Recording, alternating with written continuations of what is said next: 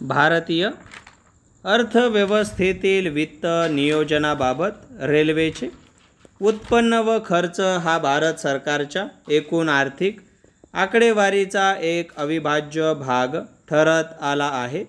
तरी 1924 पासून रेल्वेचा अर्थसंकल्प स्वतंत्रपणे संसदेत सादर केला जात होता. 1924-25 पासून रेल्वे अर्थसंकल्प पृथक्करण अधिवेशनामागील मुख्य कारण नागरी अंदाजांना स्थिरता मिळवून देणे हे होते. रेल्वेचे वित्त नियोजन हे सामान्य वित्त नियोजनाचा मोठा भाग होते. सरकारने 2017-18 या अर्थसंकल्पीय वर्षांपासून रेल्वे अर्थसंकल्प सामान्य अर्थसंकल्पात विलीन करण्याचा निर्णय घेतला. या एकात्मिक अर्थसंकल्पामुळे रेल्वेचे कामकाज केंद्रस्थानी आले आणि सरकारच्या आर्थिक स्थितीचे समग्र चित्र सादर करण्यात सहाय्यभूत ठरले. या विलिनीकरणामुळे महामार्ग, रेल्वे आणि जलमार्ग यांच्यातील बहुविध वाहतूक नियोजन सुलभ झाले. सध्याच्या मार्गदर्शक तत्वानुसार चालवले जाणारे रेल्वे विभागीय व्यावसायिक उपक्रम आपले वेगळे अस्तित्व टिकवून असून त्यांची कार्यात्मक स्वायत्तता, आर्थिक अधिकार इत्यादी कायम राहिले आहे. अनुदानाच्या 16 मागण्यांच्या पूर्वीच्या योजनेऐवजी वित्त मंत्रालयाने रेल्वे मंत्रालयासाठी अनुदानाची एक मागणी सादर केली आहे. भारतीय रेल्वेचे 100% विद्युतीकरणाचे धोरण हे देशातील संपूर्ण ऊर्जा क्षेत्रासाठी महत्त्वाचे मानले जाते.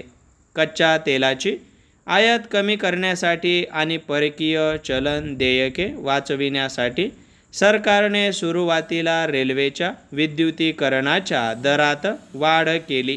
ते महत्त्वपूर्ण पर्यावरणीय फायदे देऊ शकेल असा विश्वास व्यक्त होत आहे.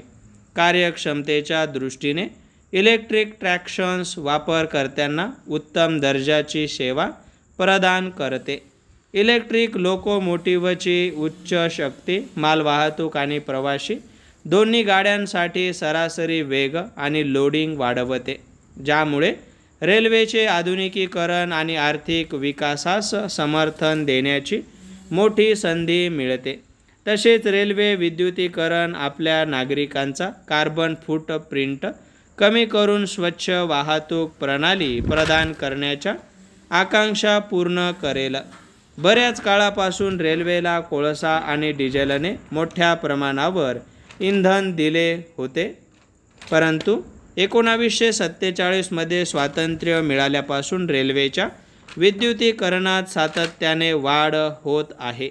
गेल्या 7 वर्षात रेल्वेमध्ये काही उल्लेखनीय परिवर्तन घडले आहे. तेव्हापासून उत्पादकतेवर लक्ष केंद्रित केले जात आहे.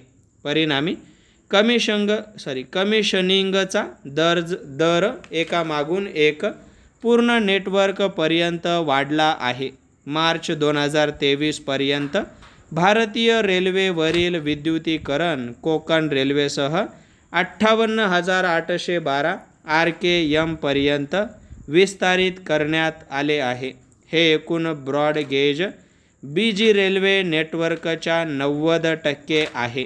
देशभरातील विविध पर्यटन स्थळांना जोडणारी भारतीय रेल्वे ही देशातील पर्यटनाची मुख्य प्रवर्तक आहे.